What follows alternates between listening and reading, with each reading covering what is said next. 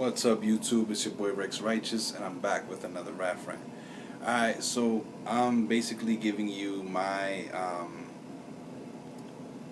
reaction to the Canelo versus Chavez fight.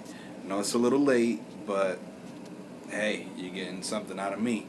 Of course, there wasn't much of a fight. It was 12-0 basically, and Canelo rocked Chavez. Chavez was not ready. He wasn't prepared.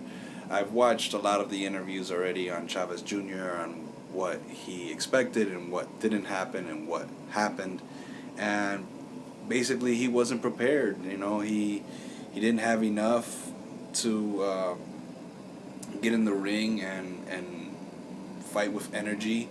A lot of rumors of him being dry, very dry in the fight. Him not even dropping too much of sweat. So basically, he was not conditioned and not nutritioned enough to get in there and fight with Canelo. Initially, when I first saw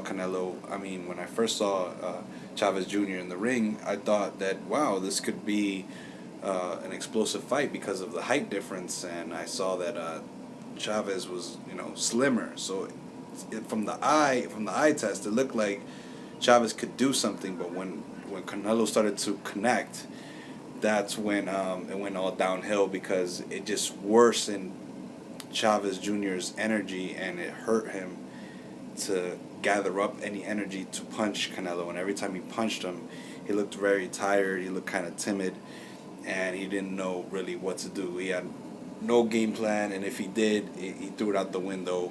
Rumors that Nacho was like, hey, if we would have had more time to work on a better plan, then we would have established that. But his whole thing was to fight with distance, and he said that Chavez Jr. doesn't know how to fight with distance.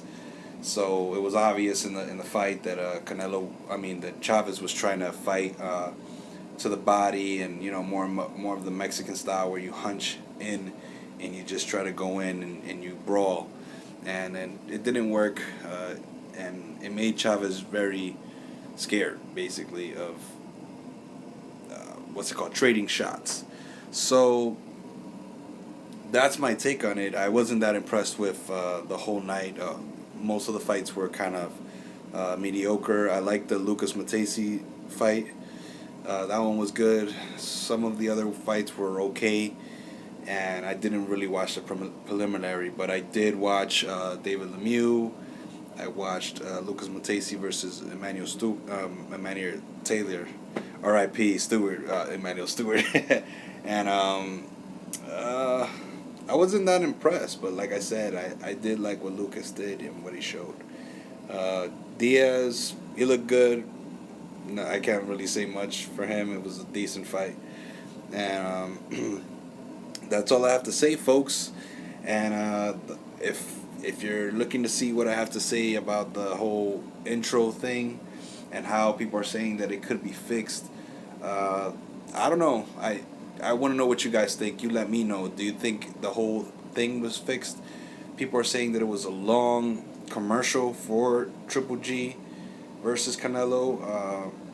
After the fight, they asked where was Golovkin, and then all of a sudden, the the flag of Gennadi's country popped up, and then all of a sudden, Kazakhstan.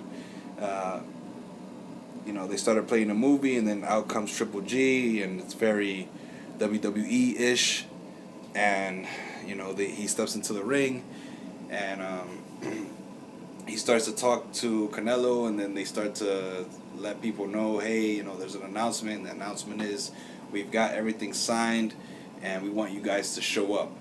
So there's rumors of the fight being in Dallas. If you don't believe me, go to ESPN.com. You'll see Dan Raphael's article. I'm going off of what has transpired through the night and this morning, and the news that are out. So some of the people are saying that it could be in Dallas. They're already speculating. It's a big fight, and I don't know if they wanted it to happen this soon or what have you, but it's time. There's no other place to go. It's time for Triple G to fight a big fight, It's time for him to either pass the torch or get the torch passed to him, because eventually what's gonna happen is he's gonna continue to fight these people, and people are gonna be like, hey, when is he gonna fight somebody that can really beat him? Like, that's what people want to know is there someone out there that can beat Triple G? Is there someone out there that can beat Canelo? Because these guys always look really amazing after their fights. Of course, everyone's had those fights where they don't look super great, but majority of their fights they look really good. So to touch on who I think has an edge going into this kind of thing right now is I think Canelo looks good. I think he looked good against Chavez Jr. He fought his fought. The few things I do have to say about Canelo is that his combinations are the same. You see a lot of the same type of punches. He still hasn't developed much of a jab. He has more of a jab than maybe a guy like Danny Garcia or something like that. But he jabs when he has the opportunity. You should jab because that is how you establish a combination. He doesn't jab like he's supposed to. He doesn't jab like he has to. He jabs because he think it's a cool looking punch. And that's a lot of things about Canelo, is that he wants to look good as he's fighting, and there's nothing wrong with that. Roy Jones Jr. was the king of that.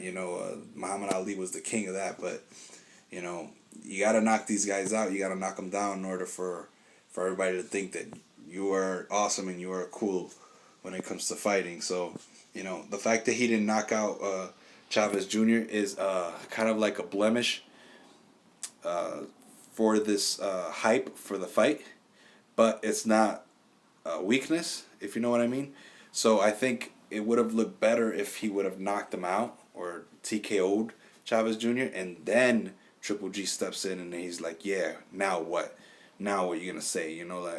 This is my house. And it would have been cool, and it would have been good for Canelo's confidence, but it didn't come off like that. It came off like, yeah, so did you see me beat this guy for 12 rounds? Hey, what do you think? And Triple G's like, hey, thank you, thank you for signing the, like already like, hey, it's over for you, buddy. I got you. When he walked in the ring, so some of his trainers weren't even looking at him in the eye.